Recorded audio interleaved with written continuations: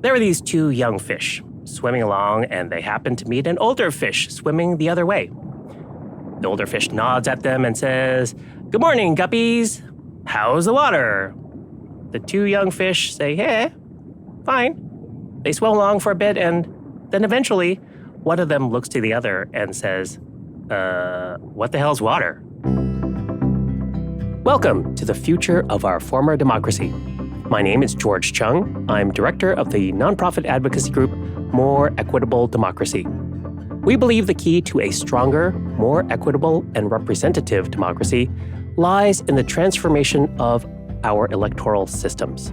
And transforming our electoral systems, it's not for the faint of heart. Most people don't even question that there are different ways to run a democracy. They don't even think of the system in America as one of many. Just like the fish, we need to learn that our democracy is like water. We're swimming in it, but it's only one pool. Or a lake, or a sea. I didn't see you there. Hello. Hello. My name is Colin Cole, and I am the Director of Policy, Outreach, and Communications. I have a master's in public administration. I was a nationally ranked competitor in high school speech and debate. I'm a dungeon master for Dungeons & Dragons, and whatever bespectacled nerd you're thinking probably hits pretty close to the mark. And I work with George. But back to the waters we're swimming in. George, as we've been working together for years now, one thing we've found through our work is that it's difficult to get folks to really imagine a better democracy here in the United States without being able to point to a concrete example. A story of a country that overcame deep divisions and generational violence through changes to their electoral system. A real story of positive change. And that's what brings us to Northern Ireland. For a while now, I've been fascinated and inspired by Northern Ireland, where a centuries-long fight for freedom and equality led to a better electoral system, what we call proportional representation. We'll get into proportional representation, or PR, later, but at its simplest, it really just means political parties gain seats in proportion to the number of votes cast for them. It's pretty simple. Also, crucially, it allows for a minority to have a real voice in government. And Northern Ireland actually shares a lot of DNA with the US. We need to look to a place that shares important similarities to where we're at as a country. Long-standing cultural tensions, deep political gridlock, and the looming threat that our citizens, disenfranchised and at a loss for solutions, are turning to violence. So I'd wager that literally all of our listeners know that there's a place called Ireland. It's an island in Western Europe. But many might not know that there's actually two different jurisdictions on that island.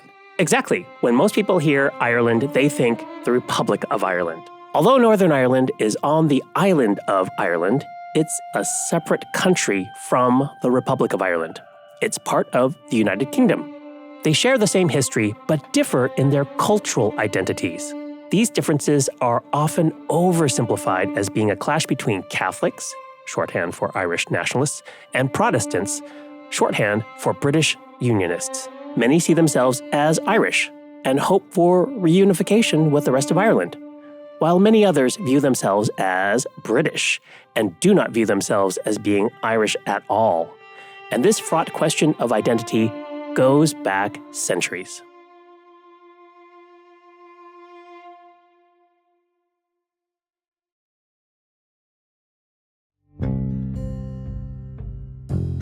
All right, George, let's talk about the title of this podcast, The Future of Our Former Democracy. The idea is that we are already a former democracy, and so we need to look back to look forward to learn about the future of our currently now former democracy. Is that right? Right. That is right. I love the title because it's cheeky. The future of our former democracy. It's kind of like this fun Mobius strip, but it's also getting at something really deeper. Are we still a democracy? History repeats itself. And as we get closer to authoritarianism, we have to look for solutions with a wider lens. This title acknowledges that our democracy is in trouble, but there are paths out of this. And Northern Ireland has a blueprint. Look, I'm under no illusion that the electoral system is the only problem. We have problems that often feel and are, in many ways, much bigger. We've got a huge problem both in history and in contemporary America with racial justice, income inequality. We're facing huge problems with climate change, with the need to reform our immigration system. We've got big, big problems. But the electoral system is the first order question. It really is underneath all of the other challenges.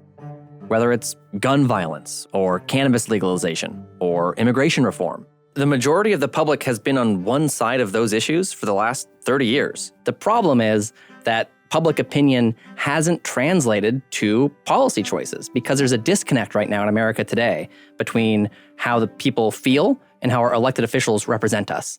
So in many ways, if we want to grapple with those really big problems of today, we need to first start by looking at how we're building our government that we then want to take on those challenges. And not just wave it off like it's some kooky thing that only some other countries have conversations about. But before we turn our attention across the pond, it's important to understand how we in the United States got to this point of toxic polarity and political paralysis. And I want to take a moment to go way back because these waters are stale. Like 200 years past the sell-by date?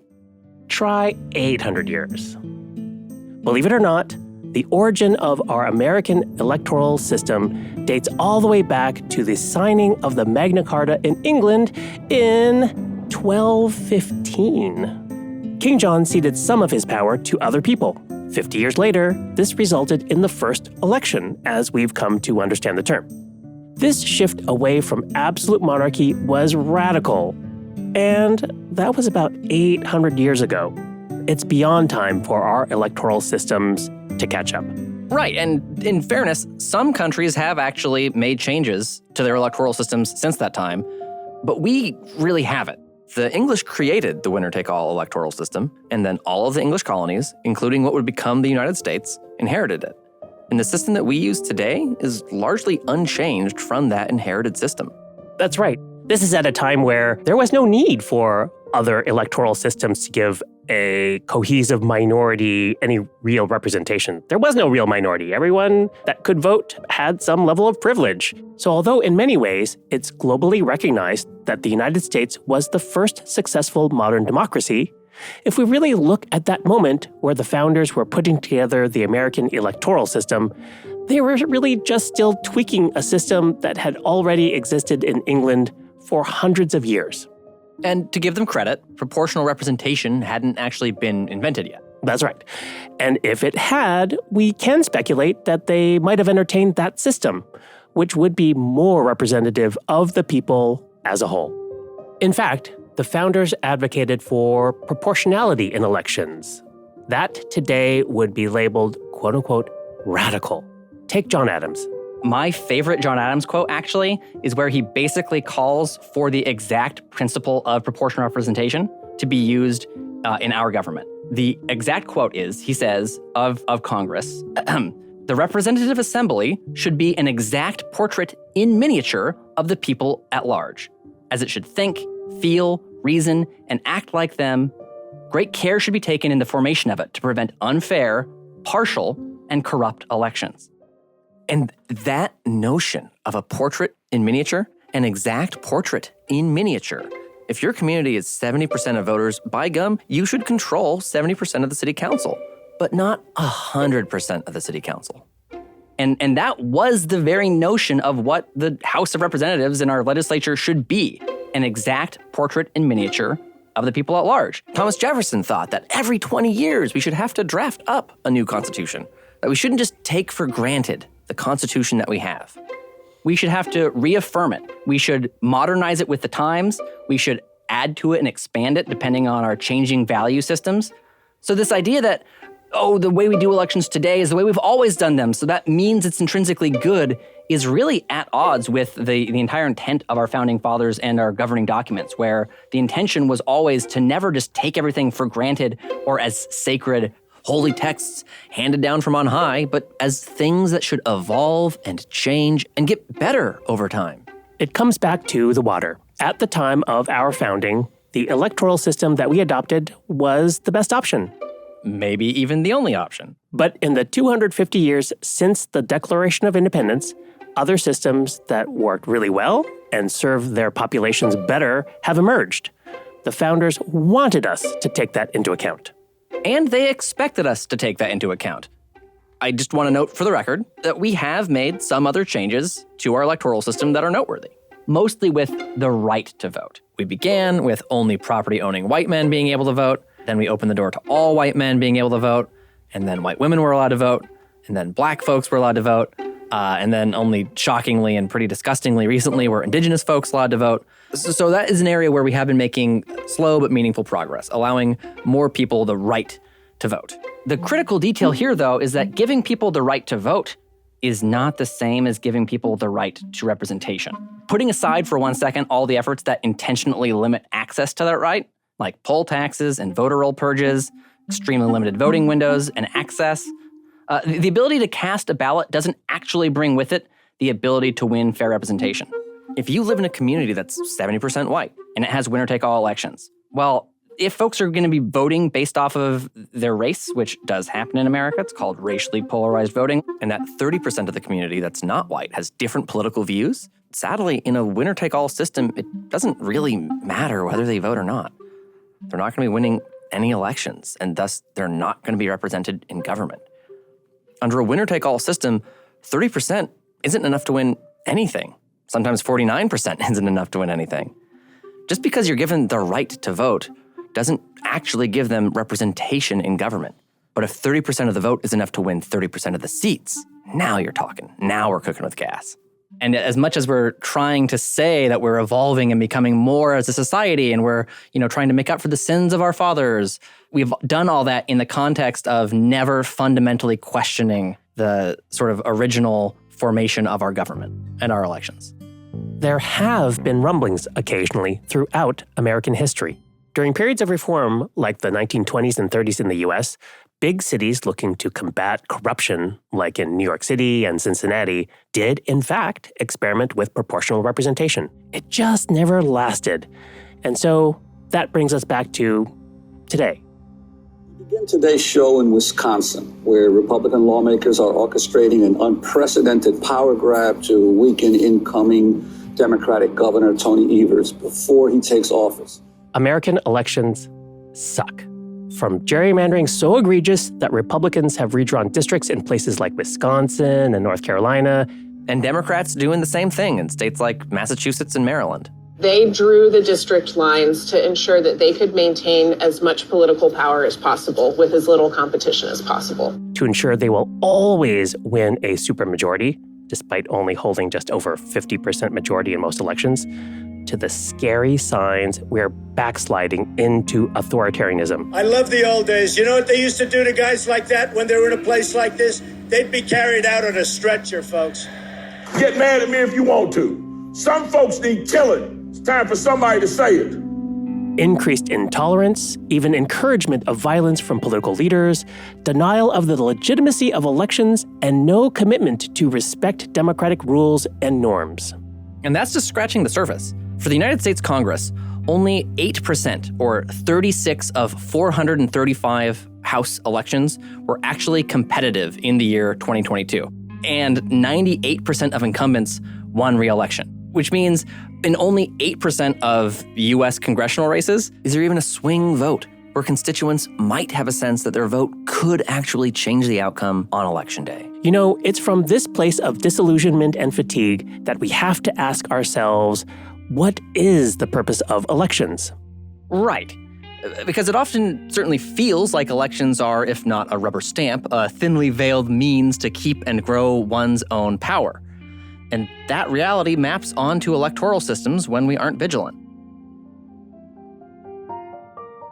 George, some of my earliest memories are being raised in a political household and my dad complaining about the link between the George W. Bush administration and Halliburton and the war in Iraq and record profits for the oil companies. But your story, in particular, your connection to politics, your why for electoral systems, actually reaches back quite a bit further.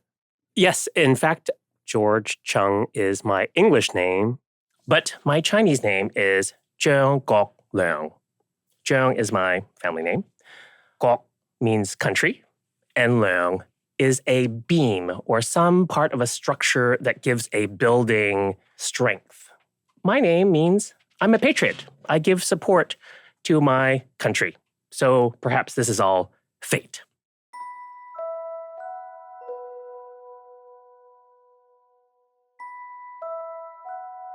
My parents both grew up in Hong Kong under British colonial rule. My father really felt it. He felt less than, that this place wasn't made for him and people like him. So what was their alternative? They immigrated. In 1977, they ended up in a suburb of Seattle, Washington, where I grew up. I excelled in math and science and was on this path to become an engineer.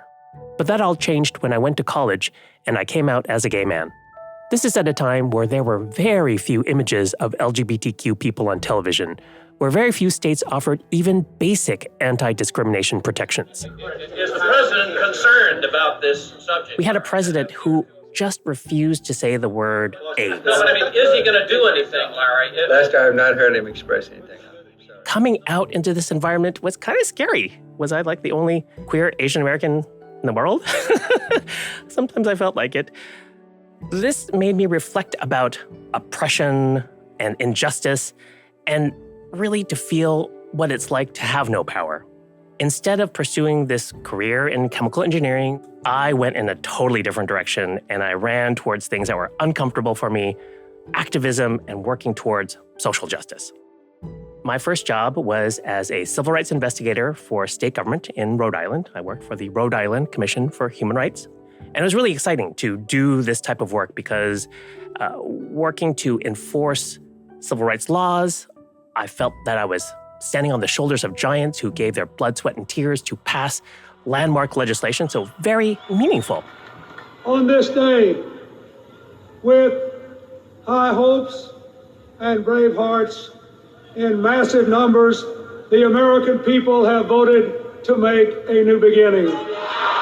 As Bill Clinton was filling out his administration with all these appointments, one of the appointments that he started to focus on was for the Assistant Attorney General for Civil Rights, the highest office for all civil rights enforcement for the whole country. And even though I worked for state government, we still took the lead of federal government. So this position was really, really crucial and set the tone for the rest of the country. So I follow this, like what's going to happen, who's he going to appoint, and what type of leadership would this person provide? He nominated this law professor named Lani Guinier. I am a democratic idealist who believes that politics need not be forever seen as I win, you lose. A dynamic in which some people are permanent monopoly winners and others are permanent excluded losers. She had a decorated history, a career in voting rights enforcement, worked for the NAACP Legal Defense Fund, had a lot of success on that voting rights side, and then switched to a career in academia and did a lot of writing and thinking about democracy and electoral systems. She argued that the Voting Rights Act was stuck in the 1960s and that the only way to vindicate the rights of a minority under winner-take-all elections is to draw the majority-minority district. I think one thing that she talked about that was really ahead of her time and really prescient was this notion that, yes, you want to avoid tyranny of the minority, where one small group is able to win all of the elections and take control. Like, that's inherently anti-democratic. But just as anti-democratic is this notion of tyranny of the majority, this notion that you want both majority rule and fair representation for the minority is something that sort of was a founding principle of American democracy that kind of got lost over the intervening centuries. I love the parable of this fish and water because it's exactly how I felt when Lani Guinier opened my eyes to the fact that, hey, we actually have an electoral system with all of its values implicit in it, and we can change them. It made me rethink the legitimacy of all of our elections. Like, is this actually a democracy? This has been an inspiration or an agitation, I suppose, since I was in college. And since that time, it has really informed how I made decisions about what I do for my work.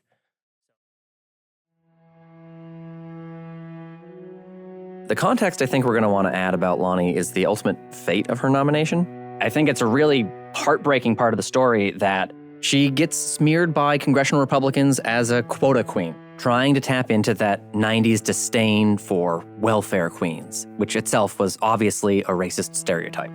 And then Bill Clinton balks and decides that not only is he going to pull her nomination, he's going to pretend he didn't actually read any of her writings or recommendations or legal theories. He just nominated her based on the advice of his attorneys and had no idea her ideas were so radical. At the time of the nomination, I had not read her writings. In retrospect, I wish I had. They clearly lend themselves to interpretations that do not represent the views that I expressed on civil rights during my campaign, and views that I hold very dearly, even though there is much in them with which I agree. I have to tell you that had I read them before I nominated her, I would not have done so. It's a pretty weak-spined moment of Bill Clinton's presidency. This sliding door moment, it's like a decision tree. Had we gone down the road of her nomination and appointment, we would have had the highest civil rights official in government, perhaps encouraging local jurisdictions to experiment with different electoral systems. Had we had an alternative universe where Lonnie Guinier actually becomes Assistant Attorney General for Civil Rights, perhaps there would be this defining moment where the tide turns away from keeping a winner-take-all system, this first-order question of what electoral system is best for a multiracial democracy, and instead encouragement from the top of the administration to say, this is a very inherently limiting, maybe she would have been brave enough to say, a racist system in the American context, and we need to look beyond it. We lacked that leadership at that moment, and it really was a missed opportunity. We have made real progress toward Dr. Martin Luther King's vision of a society in which we are judged by the content of our character, not by the color of our skins. But we are not there yet.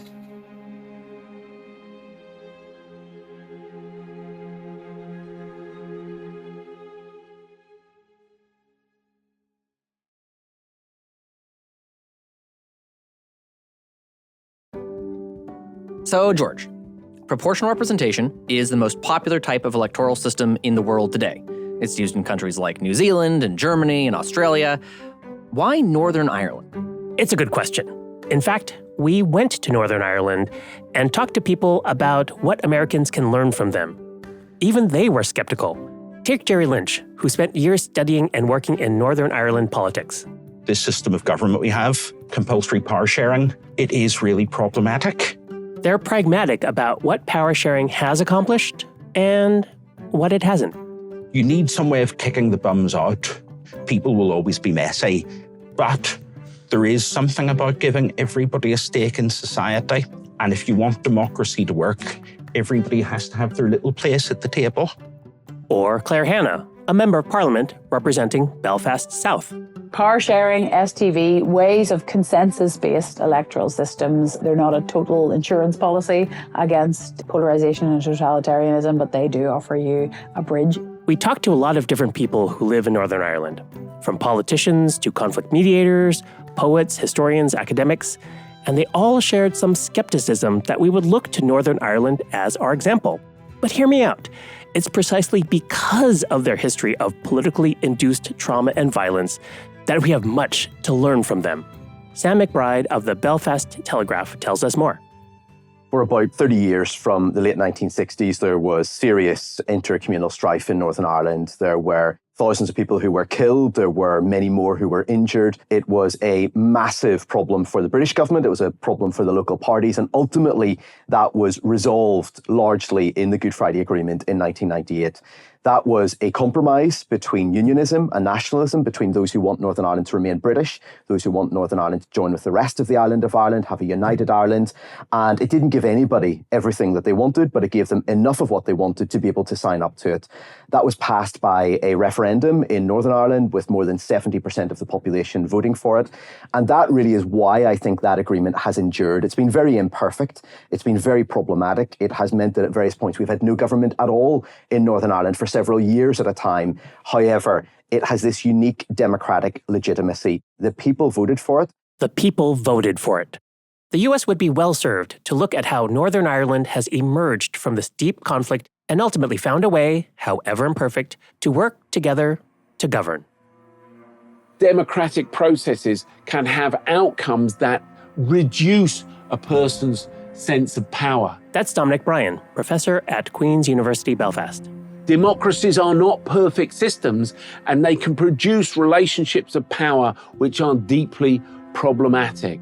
And as long as the majority of the citizens have a sense that their system produces something which gives a sense of equality and justice, then you're going to be in a good place. And what's been utterly clear in the United States recently is that that's not how people feel.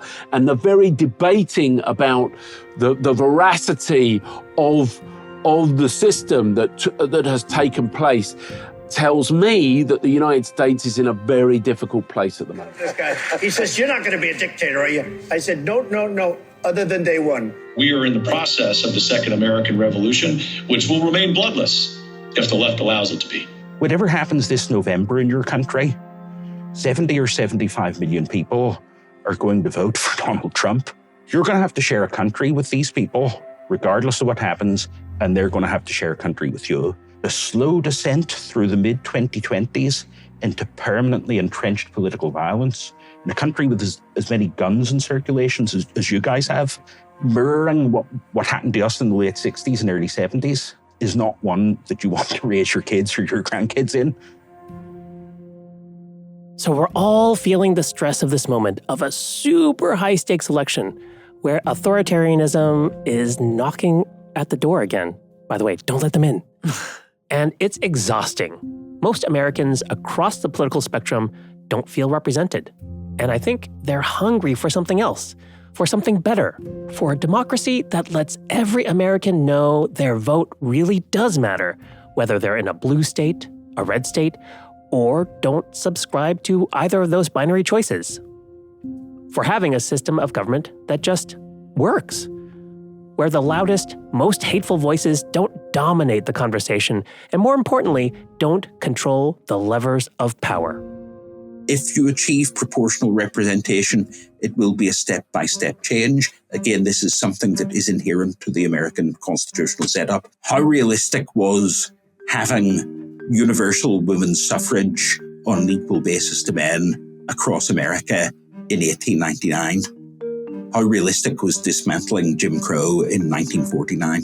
So it doesn't seem possible, but the US is entering a crisis. Proportional representation is not a crisis-solving panacea, but I think it functions better than first-past-the-post systems generally.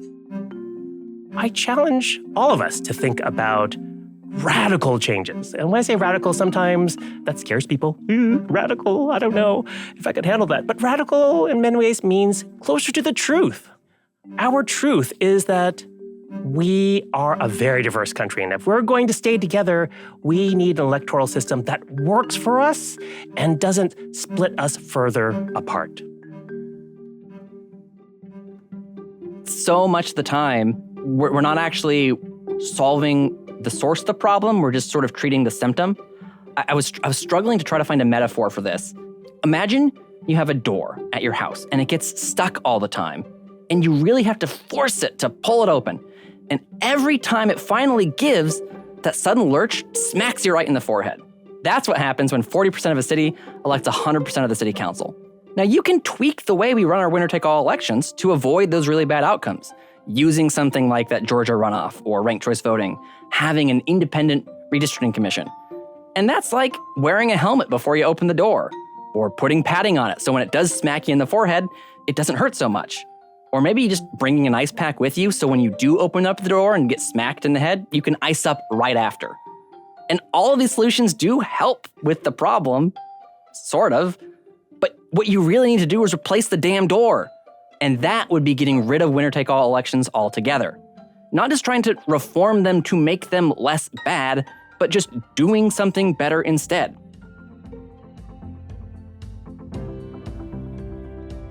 The story of Northern Ireland offers us a complicated, unique, and ultimately tangible blueprint to break this cycle. Proportional representation isn't going to solve all of our problems, but I think it's going to help a lot. It'll foster a healthier democracy with minority representation, and that's minority representation across the political spectrum. Our voices, our votes, will actually matter in a way that, frankly, none of us Americans have ever experienced. This is more than just our team winning. This is about how we as a community can live together, can resolve our conflicts, and build a stronger democracy. And now we're off to Northern Ireland. We are actually going there, like for real. That's the other thing about Belfast, guys. Everybody knows everybody. In the coming episodes of The Future of Our Former Democracy, we are going to jump headfirst into the central question of what is the purpose of elections? And to think deeply about American elections by reflecting on the history and experiences of building a democracy in Northern Ireland. Whew, that's a tall order. And I'm thrilled that you're joining us on The Future of Our Former Democracy. This podcast was produced by Large Media. That's LARJ Media. Maria Paleologos is our producer, editor, and showrunner. Creative direction by Tina Knoll. Sean Simmons, Chris Young, and Sid Gladieu are our sound engineers. Editorial and production assistance by Katie Klein, Faith Embody, and Joelle Knoll. Special thanks to Duji Taha and Isaac Organista. For more information on our electoral systems work, please visit us at www.equitabledemocracy.org. I know you've heard this one a million times before, but if you could like us, rate us, subscribe to us, or even give us a review on Apple Podcasts, it all really does help the show. We'd appreciate it. And I was also described on social media here a couple of years ago as the unofficial Lord Mayor of Belfast. So there'll be a lot of meeting and greeting. Most of it's friendly, you'll be glad to hear. If it's hostile, it's usually members of my family. So don't panic about it, you know.